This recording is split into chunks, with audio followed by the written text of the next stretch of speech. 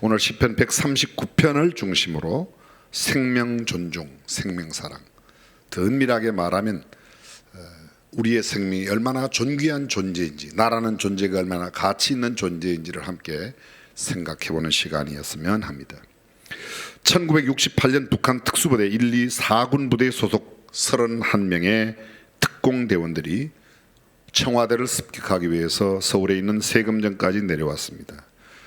그들이 산속에 있었을 때에 마침 지객군 형제들을 만나고 그 지객군 형제들이 그들로부터 풀려나 내려오면서 서울 이력의 일대에 비상이 걸려 경계태세가 되었습니다. 결국 그들의 시도는 실패로 돌아갔고 김신조를 제외한 30명 모두가 전투에서 사망을 했습니다. 바위 틈에 숨어 있었던 김신조 죽어야 하나 말아야 하나를 고민하기 시작했습니다. 이미 주위는 포위되어 살 가망성이 전혀 없었습니다. 항복하면 살려주겠다는 우리 한국 군대 군인들의 메가폰 소리가 그의 귀를 때립니다. 문득 그는 생각했습니다. 도대체 내가 누구인가? 나는 누구인가? 이런 질문을 스스로 던집니다. 나는 김일성 수령을 위해 목숨을 바쳐야 하는 존재인가? 그렇게 고민하다가 그는 결국 항복을 했습니다. 그리고 그 전투에서 유일하게 살아남은, 북한에서 온 사람 가운데 유일하게 살아남은 사람이 되었습니다. 그 자신에 대한 그의 질문은 그것으로 끝나지 않았습니다. 그는 계속 도대체 내가 누구인가를 묻기 시작합니다. 북한은 자신들을 보낸 적이 없다고 잡아떼고 자신은 북한에서 보내서 왔는데 처절한 그런 생포된 특수부대원으로서 어찌할 바를 몰라 합니다. 분노를 느낍니다. 항복하기를 잘했다고 생각하면서 그는 다시 계속해서 내가 도대체 누구인가를 묻다가 결국은 모든 일상의 삶을 뒤로 하고 신학교에 가서 목사가 되었습니다. 나는 누구인가는 난 어디서 왔는가라는 질문과 비슷한 말입니다. 이 세상에는 믿을 수 있는 존재를 찾을 수 없기에 도대체 내가 어떤 존재인가, 어디서부터 와서 어디로 가는가 하는 물음을 던집니다. 어려서는 이러한 물음이 필요 없습니다. 왜냐하면 부모님이 내 삶을 규정해주고 내 삶의 모든 공급체가 되어주기 때문입니다. 그러나 점점 자라면서 사춘기가 되면 그 누구라도 한 번쯤은 도대체 내가 누구인가를 묻게 됩니다. 청소년 시절, 사춘기 시절에 가장 많이 묻는 물음이 도대체 나는 누구인가? 청소년 시절에 캠프나 세미나를 하면 가장 많은 주제가 뭡니까? 내가 누구인가 라는 것으로 청소년들에게 다가갑니다. 부모는 나에게 다시금 생명을 주거나 어떤 육체의 부분들을 공급해 줄 수 없습니다. 내 삶의 주인은 결코 부모님이 아니라는 것입니다. 그저 광고에 나오는 나는 나다라는 것으로만 규정하는 것이 정말 나일까? 우리는 한 번쯤은 생각해 봐야 될 것입니다. 나치에 항거하던 행동주의 신학자 디트리 보네퍼가 베를린 감옥에서 숨을 거두기 전에 쓴 시가 있습니다. 그 시가 나는 누구인가라는 시입니다. 전문을 제가 한번 읽어보겠습니다. 나는 누구인가? 그들이 종종 말하기를 나는 감방에서 걸어 나올 때 마치 왕이 자기의 성에서 걸어 나오는 듯 침착하고 활기차고 당당하다고 한다. 나는 누구인가? 그들이 종종 말하기를 나는 간수에게 말을 건넬 때 마치 내가 명령하는 권한이라도 있는 듯 자유롭고 다정하고 분명하다고 한다. 나는 누구인가? 그들이 또한 말하기를 나는 불행한 날들을 견디면서 마치 승리에 익숙한 자와 같이 평화롭고 미소 지으며 자연스럽다고 한다. 나는 정말 다른 이들이 말하는 그런 존재인가? 아니면 다만 나 자신이 알고 있는 자에 지나지 않는가?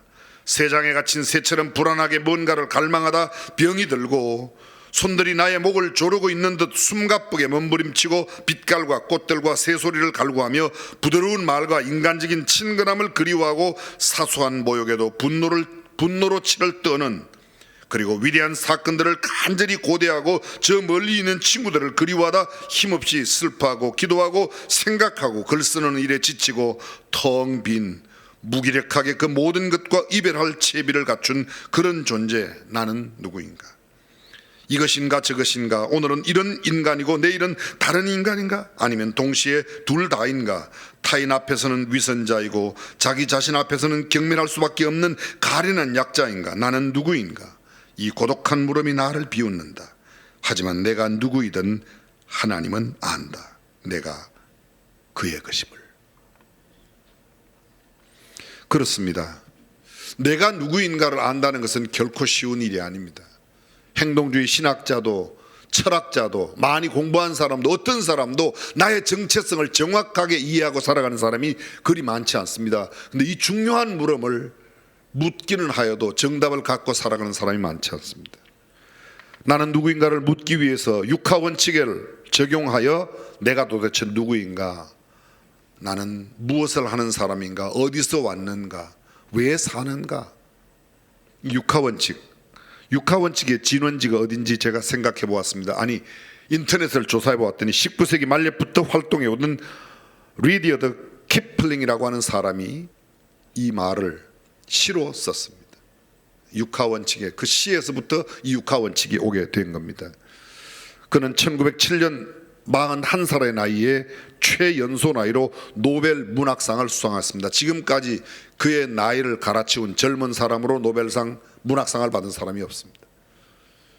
지금 금년도 노벨상 수상자가 120번째, 1901년부터 노벨상을 주기 시작했으니까 120번째가 되도록 아직도 이 키플링보다 젊은 나이에 노벨 문학상을 받은 사람은 없습니다.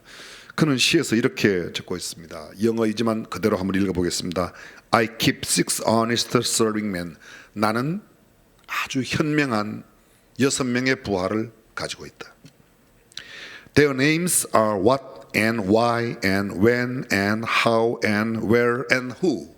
그들의 이름은 무엇, 왜, 언제, 어떻게, 어디, 누구라네. 그렇습니다. 내가 누구인가? 나는 한 생명체, 나는 바로 생명이라고 그런 이야기입니다. 나는 언제 태어나서 언제 죽는가, 또 언제 지금 어느 시대를 살고 있는가 하는 겁니다. 어디서 왔으며 어디로 가는가, 행선지와 목적지, 나의 삶의 방향을 설정합니다.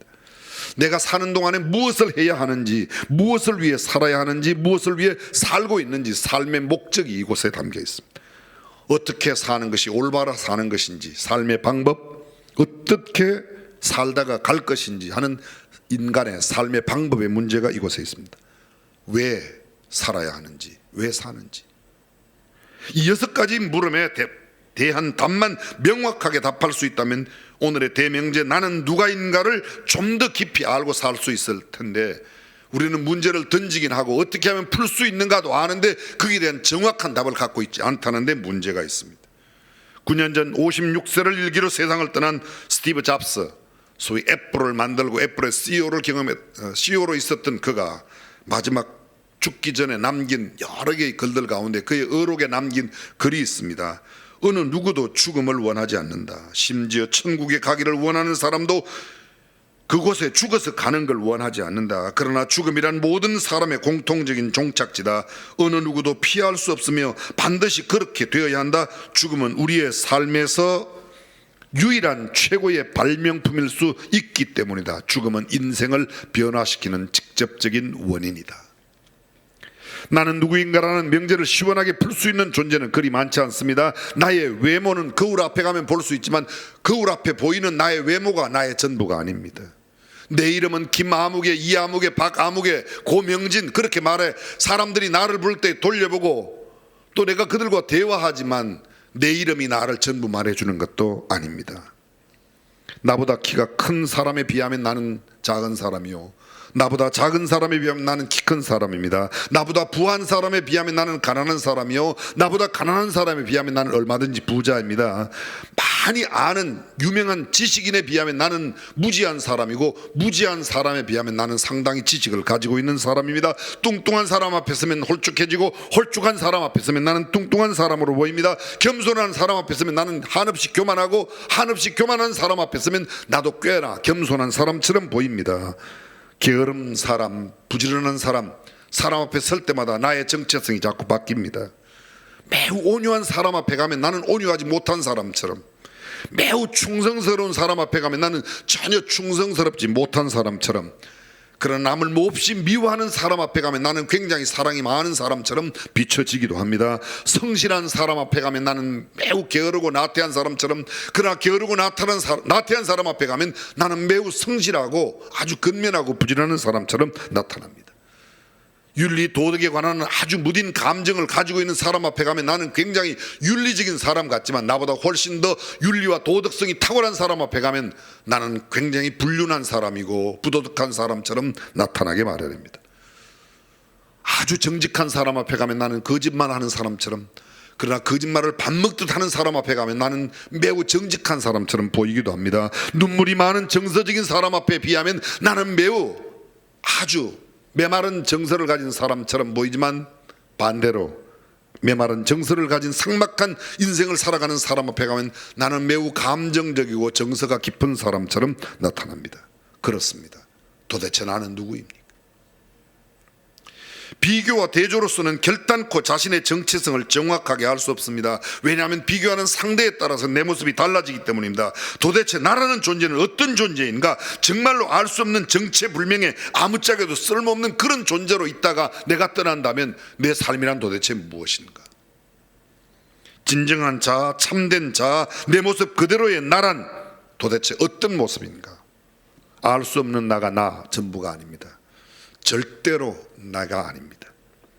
근데 하나님의 말씀인 성경은 분명하게 우리에 대해서, 나에 대해서 말씀해 주고 있습니다. 내가 누구인지, 어떤 존재인지, 나의 뿌리와 나의 근원지가 어디인지, 나의 존재 가치, 나의 존재의, 나의 존재 이유, 왜 살아야 하는지를, 어떤 방법으로 살아야 하는지를 명명백백하게 말씀해 주고 있습니다. 짧은 시간 성경이 말하고 있는 나의 존재성, 나의 이 존재감, 나의 정체성에 대해서 다 살필 수는 없지만 오늘 중요한 몇 가지, 한 4가지 정도는 여러분과 함께 나누고 싶습니다. 첫 번째, 나는 창세 전에 계획된 존재입니다. 아멘. 다시 한번요. 나는 창세 전에, 온 우주 만물을 만들기 전에 계획된 존재입니다. 그렇습니다. 에베소서 1장 3절입니다. 찬송하리로다 하나님 곧 우리 주 예수 그리스도의 아버지께서 그리스도 안에서 하늘에 속한 모든 신령한 복으로 우리에게 복 주시되, 곧 창세 전에 그리스도 안에서 우리를 택하사 우리로 사랑 안에서 그 앞에 거룩하고 흠이 없게 하시려고 그 기쁘신 뜻대로 예정하사. 보십시오. 창세 전에 그리스도 안에서 우리를 택하시고 우리를 예정하셨다는 겁니다. 온 우주 만물도 만들기 전에 저와 여러분을 하나님이 그때 계획하시고 그때 예정하시고 그때 택하시고. 아멘. 우리가 보통 존재가 아니에요. 지금 살고 있는 2020년 현재를 살고 있는 내 모습, 이것은 내가 어떤 날 부모님에 의해서 만들어진 존재 이상으로 온 우주 만물을 창조하기 전 하나님께서 이미 나를 계획하시고 예정하시고 택하시고 보내셨다는 겁니다. 그렇습니다. 찬송하리로다 하나님 곧 우리 주 예수 그리스도의 아버지께서 그리스도 안에서 하늘의 신령한 복을 주시려고. 누구 안에서요? 그리스도 안에서. 우리의 가장 존귀한 존재감, 이 정체감은 어디에 있는가? 예수님 안에 있을 때 내 정체가, 내 자아가 어떤 자아인지를 분명하게 알 수 있다는 겁니다. 예수 믿지 않는 사람도 창세전에 계획했어요. 그런데 그들이 그리스도 안에 들어오지 않은 까닭에 하나님의 준비하신 예비하신 신령한 복을 누리지 못하고 예수 그리스도를 믿음으로 주님 안에 들어온 우리에게는 하늘의 신령한 복을 우리에게 하나님께서 허락해 주신 줄로 믿습니다. 나는 창세전에 계획된 존재입니다. 옆에 사람에게 한번 이렇게 인사하셨으면 좋겠습니다. 참 그걸 잘 몰랐군요. 잘 몰라서 죄송합니다. 우리가 인생을 살아가는 동안에 어쩌다가 만난 내 아내, 내 남편, 또 그런 가운데서 만난 내 자녀, 내 친구가 아니라 창세전에 계획된 존재가 바로 내 옆에 살고 있는 그 존재라는 겁니다. 두 번째, 나는 하나님의 형상대로 지음받은 하나님의 걸작품입니다. 위대한 작품입니다. 창세기 1장 26절 이하에 하나님이 가라사대 우리의 형상을 따라 우리의 모양대로 우리가 사람을 만들고 그로 바다의 고기와 공중의 새와 육축과 온 땅과 땅에 기는 모든 것을 다스리게 하자 하시고 하나님이 자기 형상 곧 하나님의 형상대로 사람을 창조하시되 하나님께서 자기의 형상대로 자기의 모양대로 우리를 만드셨다는 겁니다. 근데 여기 보십시오. 우리가 우리의 형상을 따라 우리의 모양대로 우리가 사람을 만든다. 하나님이 왜 우리라고? 하나님은 한 분이세요. 내가 이렇게 말씀해야 되는데 우리가라고 하세요. 성부, 성자, 성령 하나님께서 삼위일체 하나님께서 우리가 우리의 형상 우리의 모양대로. 여러분 하나님을 보기를 원하십니까? 옆 사람을 자세히 보십시오. 이분이 하나님의 모양이고 하나님의 형상이에요. 근데 우리는 그분들에게 하나님의 형상, 하나님의 모양을 보지 못하고 나의 원수로 바라보는 겁니다. 사랑할 때는 너 없으면 못 산다고 그랬다가 결혼하고 얼마 안 돼서 이틀도 안 돼서 너 때문에 못 살겠다고 막 그렇게. 우리는 그렇게 변덕이 죽걸듯 심하게 변하지만 하나님은 우리를 우리의 하나님의 형상대로 하나님의 모양대로 만드셨습니다. 그리고 그들에게 복을 주십니다. 하나님이 그들에게 복을 주시며 그들에게 이르시되 생육하고 번성하여 땅에 충만하라 땅을 정복하라 바다의 고기와 공중의 새와 땅에 움직이는 모든 생물을 다스리라 하시니라. 소위 문화명령이라고 말하는 5가지. 너희는 생육하고 번성하고 땅에 충만해라 땅을 정복하라 땅을 다스리라. 거기에는 모든 동물 생물들을 다 너희가 다스리라고 하는 권한을 우리에게 주셨다는 겁니다. 하나님의 형상대로 지음받은 존재인 이 존귀한 존재를 우리가 모르기 때문에 다른 사람 알기를 우습게 하는 겁니다. 나보다 힘이 없다고 야 네가 뭔데 이렇게 함부로. 아닙니다. 우리의 옆에 있는 사람을 무시하는 것은 우리 옆에 사람을 친히 만드신 하나님께 도전하는 거예요. 하나님을 모욕시키는 겁니다. 근데 우리 옆 주위의 사람을 굉장히 존귀히 여겨야 될 줄로 믿습니다. 다시 한번 옆 사람에게 당신은 하나님의 위대한 작품입니다. 그걸 모르고 살아서 정말로 죄송합니다. 다시 한번 그걸 모르고 살아서 정말 죄송하다. 이건재 장로님 빨리 옆에 하세요. 빨리 하세요. 옆에 하세요. 조건사님이 하나님의 형상대로 지음받은 존재라는 사실. 이 얼마나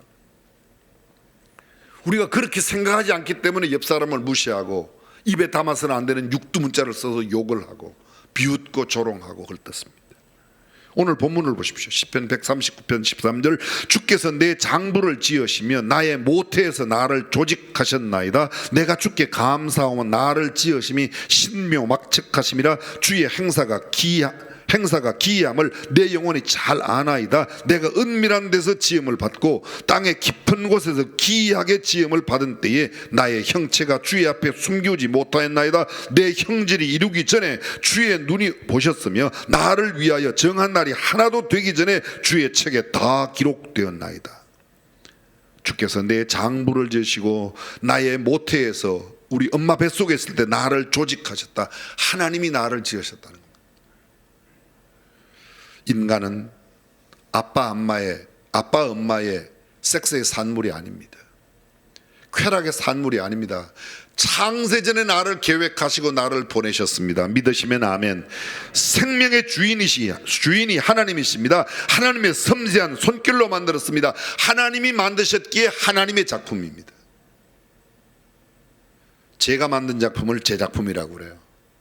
피카소의 작품을 피카소가 그린 그림을 피카소 작품이라고 합니다.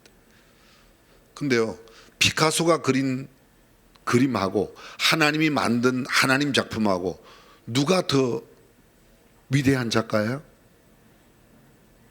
화면에 한번 보여주실까요? 얼마짜리인가 그림을 한번 보세요. 얼마짜리예요? 1억? 그건 달러고요. 달러. 우리 돈으로 하세요. 한국 돈으로. 그 옆에 보면 괄호안에 1981억. 이 그림이 지금 여러분들은 오늘 굉장한 2천억에 가까운 그림을 지금 감상하시는 거예요. 예배당에 나오길 참 잘하셨죠. 예배 드리기를. 저 그림이 피카소가 그린 그림이에요. 근데 피카소가 그린 그림이 피카소가 그린 작품이 지금 남아있는 게 5만 점이 넘습니다. 근데 1,000억 넘어가는 그림만 수두룩합니다. 여쭤볼게요. 피카소가 더 위대해요? 하나님이 더 위대하셔요? 정말로 그러세요? 근데 피카소 그림 2,000억짜리는 엄청 귀하게 여기는데 내 것도 아닌데도 귀하게 여기는데 내 옆에 그보다 더 귀한 위대한 작가가 만드신 작품이 나와 함께 같이 살면서 밥도 해주고 옷도 빨아주고 다 해주는데도 알기를 떠듬떠듬 아는 이 머슴아들이 얼마나 많은지 몰라요. 하나님이 만드신 위대한 작품이 돈도 못 벌어온다는 그 하나 이유 때문에 막 왜 돈도 못 벌어 그래고 무시당하는 남자들이, 그런 여자들이 얼마나 많은지 몰라요. 돈 벌고 못 벌고에 상관이 없습니다. 말도 못하는 그림도 수천억씩 가는데 하나님의 형상대로 지음받은 존재들, 제가 정리해 보겠습니다. 우리는 하나님이 만드신 하나님의 위대한 걸작품 마스터피스예요. 두 번째로 하나님의 형상대로 하나님의 모양대로 지음을 받았습니다. 여러분 잘 생각해 보십시오. 하나님께서 모든 만물을 만드시는데 동물들은 그 종류대로 만드셨어요. 그 개는 개대로, 닭은 닭대로 이렇게 만드셨다는 거예요. 그죠? 침팬지는 침팬지대로, 오랑우탕은 오랑우탕대로, 원숭이는 원숭이대로. 그게 원숭이가 변해서 무슨 침팬지가 원숭이, 오랑우탕이 되고 오랑우탕이 변해서 사람이 되고, 짤데기 없는 소리 좀 제발 좀 그만하세요. 전 세계 모든 학교에서 진화론을 가르치니까 진화론이 진짜인 줄 알지만 전 세계 아니라 전 세계 10개가 합쳐서 진화론을 가르쳐도 우리를 하나님께서 우리를 지으셨다고 믿습니다. 하나님의 형상대로 지음받았다고 믿으시면 아멘. 무슨 개가 변해가지고 무슨 오랑우탕이 되고 오랑우탕이 변해가지고 사람이 되고 짤데기 없는 소리, 나발 뒤통수 같은 소리만 하고 나자빠졌어요.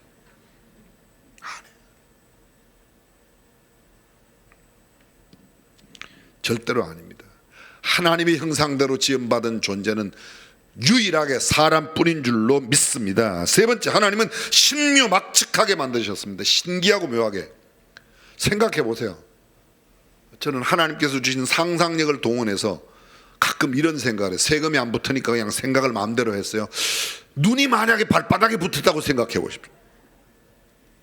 발바닥에 안 붙은 게 얼마나 감사해요. 그죠? 발바닥에 붙었다고 그러면 이게 참 곤란해요.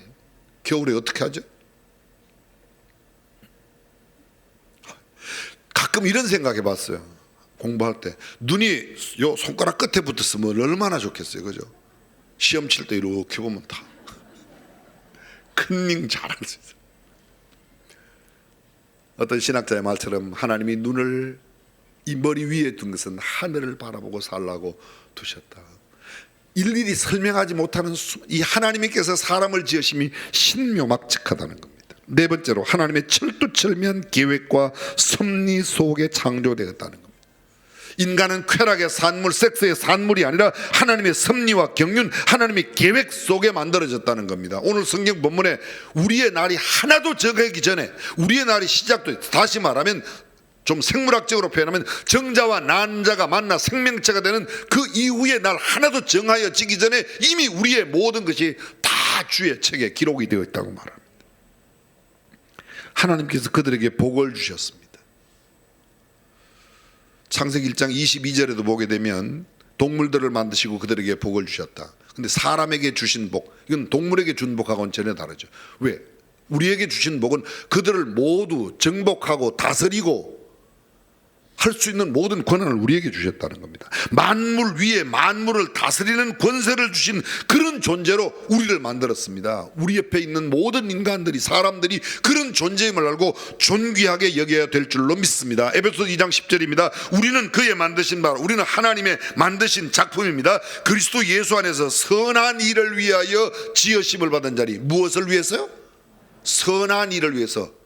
하나님께서 우리를 창조하신 창조의 목적이 선한 일을 하도록 하기 위하여 지으셨으니까, 그 다음에 이렇게 돼 있어. 이 일은 하나님이 전에 예비하사, 전에 언제요? 전에가 언제요? 창세 전에 예비하셨어. 선한 일을 위하여 살도록 창세전에 우리를 예비하시고 예정하시고 계획하시고 뜻하시고 그리고 선택하시고 우리를 보내셔서 그 가운데서 행하게 하렴 선한 일을 행하며 살도록 하셨다.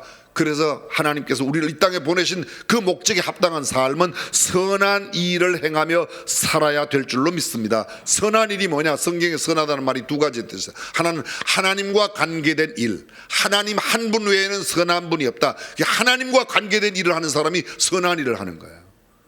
그 다음에 선하다는 말, 우리가 그냥 알고 있는 좋은 삶, 아름다운 삶, 베풀고 나누고 섬기는 삶, 그렇습니다.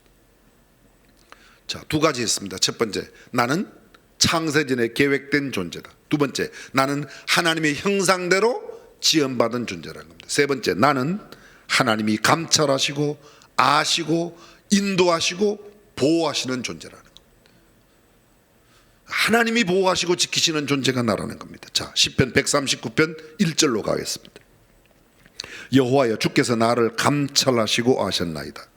여기 감찰하시다는 말은 깊이 파고 찾아내시는 겁니다. 마치 금광을 캐는 광부가 그 갱도 안에서 금을 캐듯이 내 안에 모든 것을 샅샅이 딱 찾아 아시는 분이 하나님이십니다. 나를 아셨다. 나의 영적인 상태, 나의 심리적인, 나의 감성적인 상태, 나의 육체적인 모든 형편을 주님이 다 아십니다. 주께서 나의 앉고 일어섬을 아시며 멀리서도 나의 생각을 통촉, 나의 앉고 일어섬, 나의 길과 눕는 것을 감찰하신다. 일체의 모든 행동, 나의 일상을 다 아시고 나의 생각, 나의 사고체계, 나의 생각의 세계까지도 주님은 다 아십니다. 모든 행위를 아십니다. 4절, 여호와여, 내 혀의 말을 알지 못하시는 것이 하나도 없으시니다. 내가 하는 말을 다 아신다.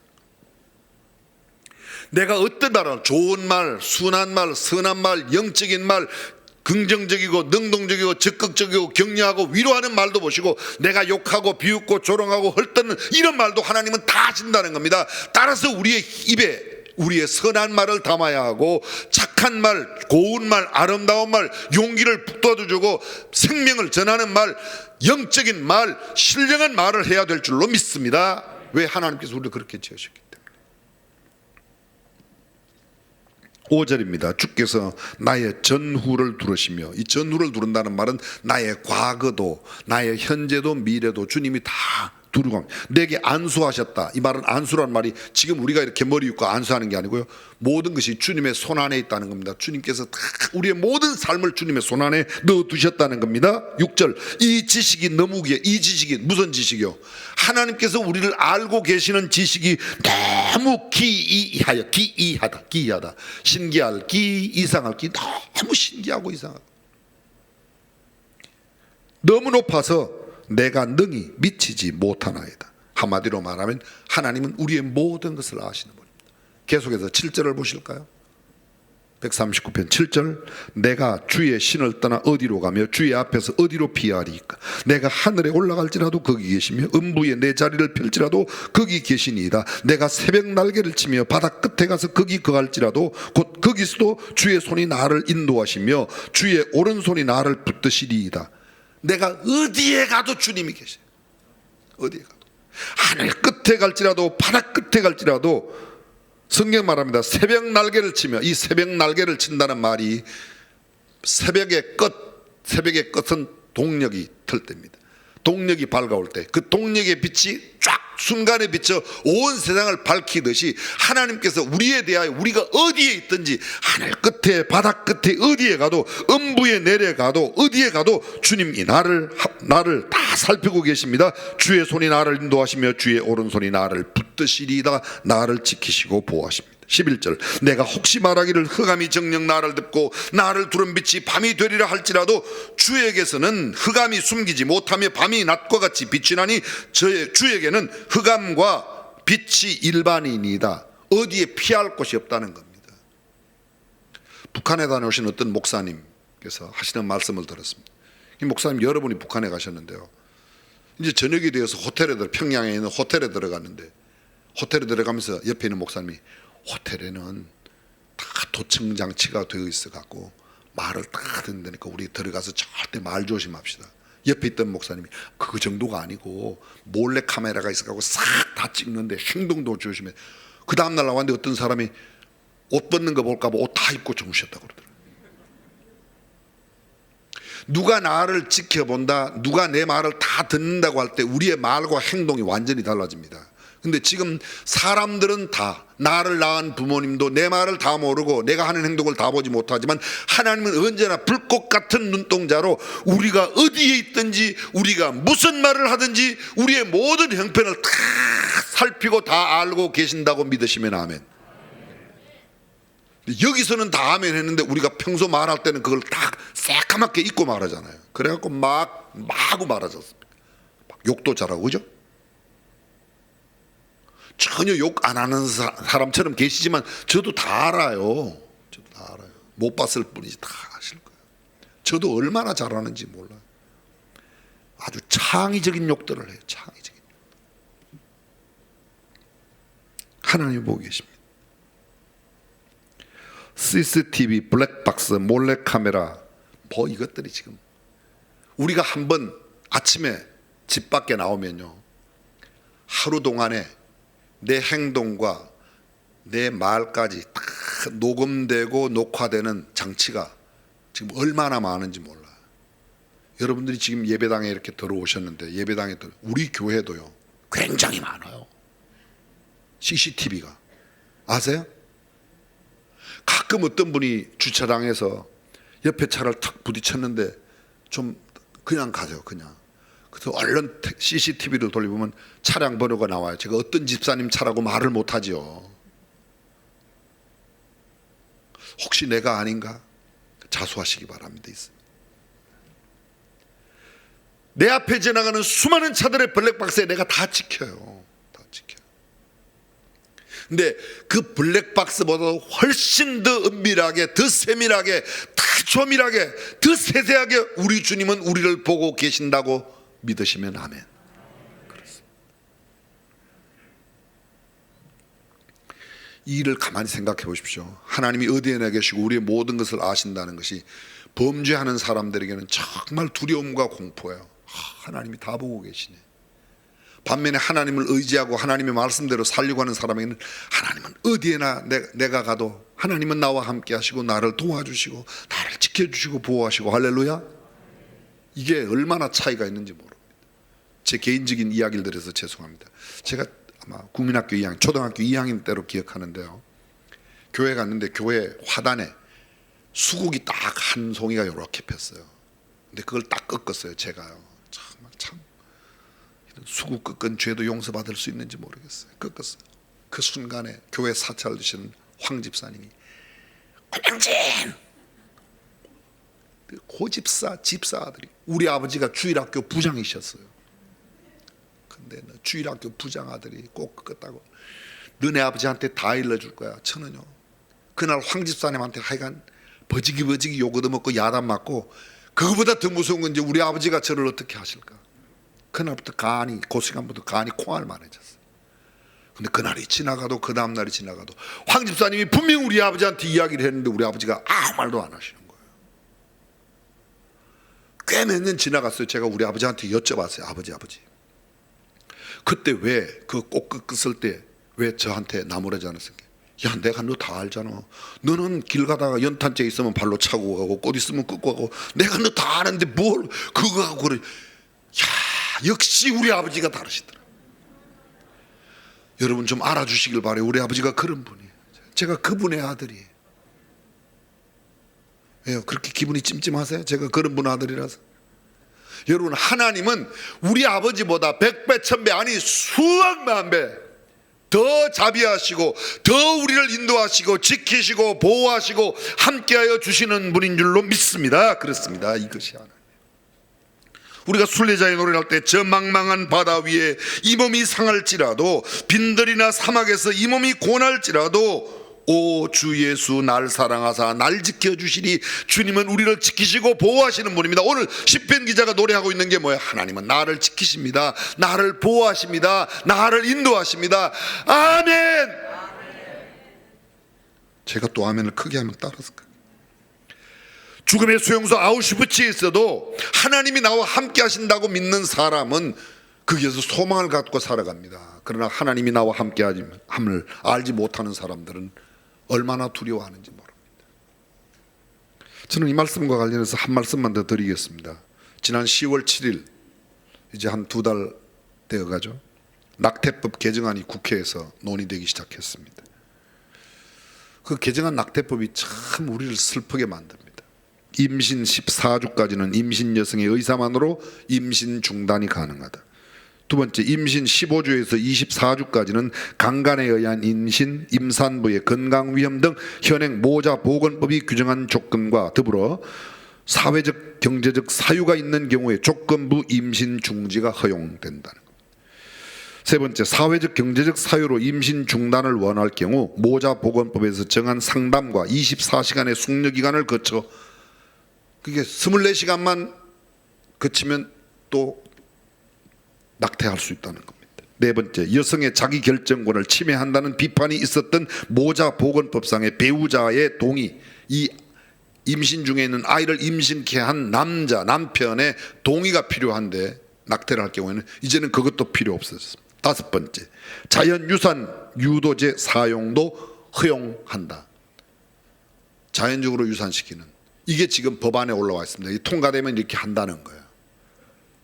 우리 교회의 입장은, 복음적인 성경적인 입장은 무엇인가? 태아의 생명권이 여성의 자기 결정권보다 훨씬 더. 서양 사람들은 태어나면 생일이고 1년이 지나야 1살이라고 그래요. 한국 사람들은요, 12월 달에 태어나면 한 달만 지내면 2살이에요. 왜 그런지 아세요? 이 한국 사람들은 정자 난자가 딱 합쳐서 생명체가 되는 순간, 그리고 어머니 뱃속에 있었던 그 10달을 생명의 기간으로 보는 겁니다. 생명의 기간으로. 그렇기 때문에 태아의 생명도 생명이라고 보는 거예요. 생명이 되기 전에 임신을 예방하는 절차들이 참 많이 있어요. 그런 것들하고 생명이 생긴 뒤에 그 생명을 중단시켜야 한다. 태아의 생명도 생명이라고 믿으시면 아멘. 그 성경이 말하고 있습니다. 근데 왜 그렇게 하나요? 그걸 그렇게 만든다는 겁니다. 무슨 이유로? 사회 경제적인 이유로. 내가 이 아이 낳으면 잘 못 기를 거야. 옛날에 우리 어르신들은 이렇게 말했어요. 지 먹을 건 지가 갖고 태어나는 거야. 요새 굶어 죽는 사람보다는요, 많이 먹어서 죽는 사람이 훨씬 많아요. 많이 먹어서 죽는 사람이 절반만 아껴줘도 굶어 죽는 사람 한 명도 없어요. 돼지처럼 처먹어서 죽는 거지 못 먹어서 죽는 사람 거의 없어요. 심각한 문제가 돼요. 생명은 정말 귀한 존재입니다. 우리는 생명을 존중하고 생명을 귀해, 내 생명만큼 다른 사람의 생명도, 아니 하나님이 나를 귀하게 여기신 것처럼 다른 사람도 귀히 여기는 저와 여러분이 될 수 있기를 주님의 이름으로 축원합니다. 시편 139편 마지막 말씀은 17절부터 24절까지인데 시간 관계상 맨 마지막 두 절만 읽겠습니다. 하나님이여 나를 살피사 내 마음을 아시며 나를 시험하사 내 뜻을 아옵소서. 내게 무슨 악한 행위가 있나 보시고 나를 영원한 길로 인도하소서. 하나님이 나를 어떻게 살아왔는지를 마지막 심판하신다는 거예요. 정리해 볼까요? 하나님은 나를 창세전에 계획하셨습니다. 하나님은 하나님의 형상대로 나를 만드셨습니다. 하나님은 내가 살아가는 동안에 나의 삶의 인도자, 보호자가 되시고 내 모든 삶을 지켜주십니다. 그리고 마지막에는 내 삶을 심판하세요. 심판하시는 주님 앞에 선다는 사실을 기억하고 산다는 것보다 우리를 경건하게 만드는 일은 없습니다. 죽음을 기억하는 사람은